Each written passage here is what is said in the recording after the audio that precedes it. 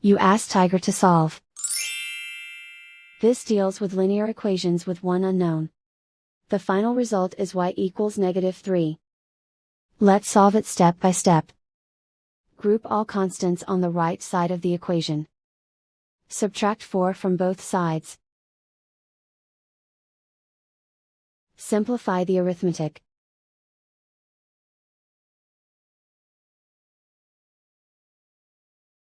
Isolate the y. Divide both sides by 7.